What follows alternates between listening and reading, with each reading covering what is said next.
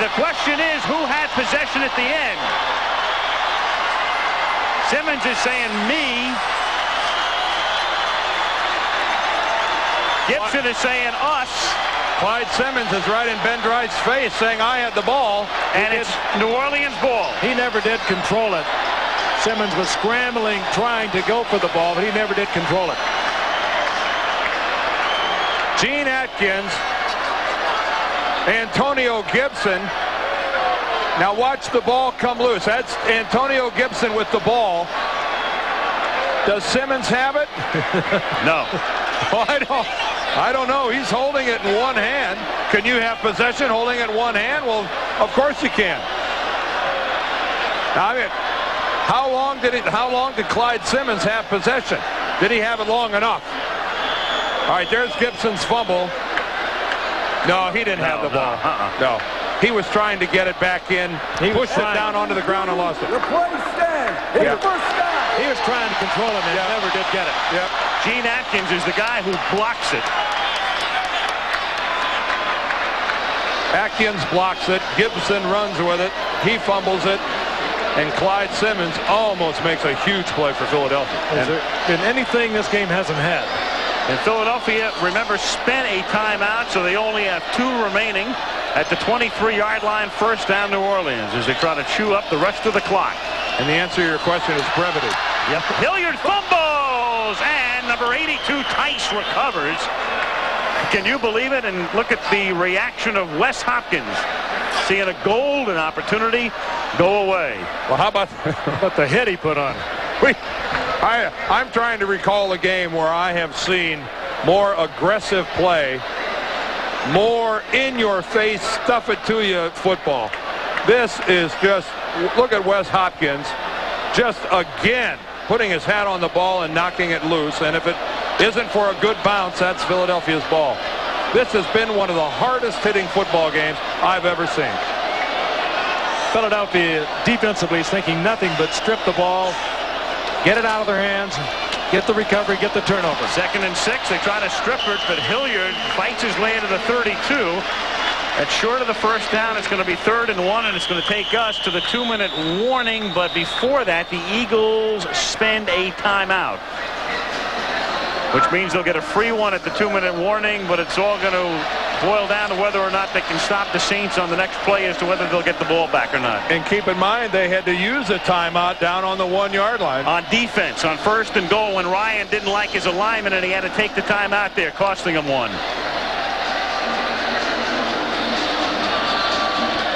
Well, guys, we made it through the game without Buddy talking to us. That's another side story that developed in Philadelphia this week. Unhappy with our comments, I guess, in the Philadelphia-Chicago games. Refused access. I can't believe, though, Dan, he called you an old, overweight tackle. You read that, didn't you? Buddy has been critical of my weight lately, and looking at his sweater, I can only assume there aren't any mirrors in the Ryan household. I'm surprised you didn't hit him on his chin. You know, actually, I like Buddy. I like the way he coaches. I like the way his team plays. He just doesn't like us. And I'm still looking for the Christmas card, though. He'll get one with one of his horses on it. Which end? 3rd down and 1 at the 32.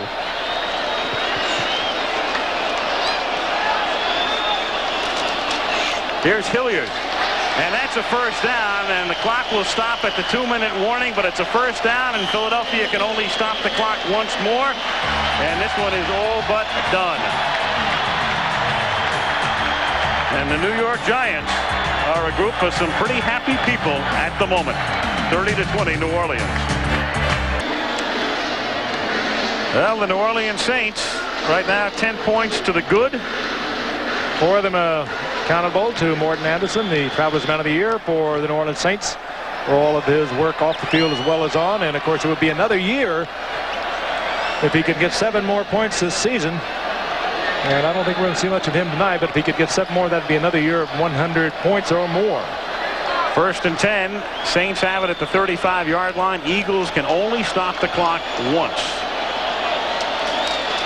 Hilliard at the 34. Here's Philadelphia's final timeout. Let me just pick up one other thing because we had sort of a truncated AFC explanation, which we had gotten into before. If you are a fan of the Cincinnati Bengals and you're wondering who do you root for this week, it's so crazy the way the tie-breaking system works. If you're a Bengal fan, you want a lot of teams to finish 9-7. So if you're a Bengal fan, you're hoping that Houston will lose to Cleveland, or that Pittsburgh, believe it or not, will win to go 9-7 to get more teams at 9-7, because the Bengals' better chances would come with more teams involved in that mix and not head-to-head, if you got that. Do we qualify as Bengal fans? Yep. Well, I don't know. We're going to be sharing the Christmas night with them. We'll see the Bengals against Minnesota. We know that it's an important game for Minnesota regardless. It could be vitally important to Cincinnati as well, depending on what happens Saturday and Sunday. And we say Saturday, there's a huge game Saturday, Cleveland playing Houston. Let's get to a more important question. What'd you guys buy me for Christmas? I'm bringing my stocking with me, by the way, and you ought to see the size of that sucker, man. It's a big one. I'm going to get you a Buddy Ryan sweater. Yeah, we gave you, it's a year's free calls to Buddy's 900 number. Nice thing about having a size 15, you get a lot of M&Ms in it.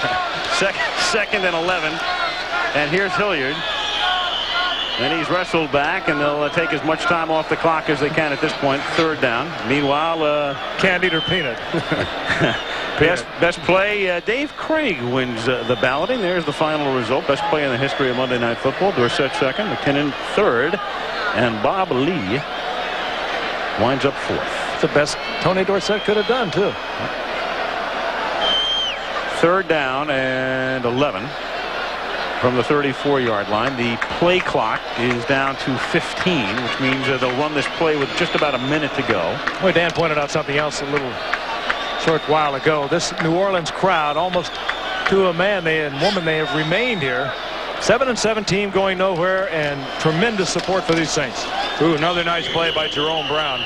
Boy, he's played a game tonight, hasn't he? I mean, he has been all over the place.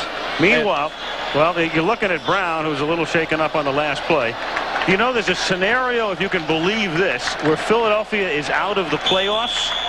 They lose tonight. If Philadelphia loses to Phoenix and Green Bay and Minnesota both won next week, Philadelphia would go home. Meanwhile, there's a stoppage here only momentarily because of the injury to Andre Waters. Now, you wonder in a situation like this, obviously, is it real or is it a ploy to stop the clock? There's no such thing as the ploy anymore, because in a situation like this, they will restart the clock again once Waters is removed from the field. So you would tend to suspect that it is real. And you would hope that it's not too real, because right. Andre Waters is a vital player in this Philadelphia defense, and you can see they're looking at his right leg. Andre Waters, who has played a very good game tonight. And meanwhile, I'll remind you that this telecast is presented by authority of the National Football League and is intended for the private use of our audience. Any rebroadcast or other use of this telecast without the express written consent of the New Orleans Saints and the National Football League is strictly prohibited.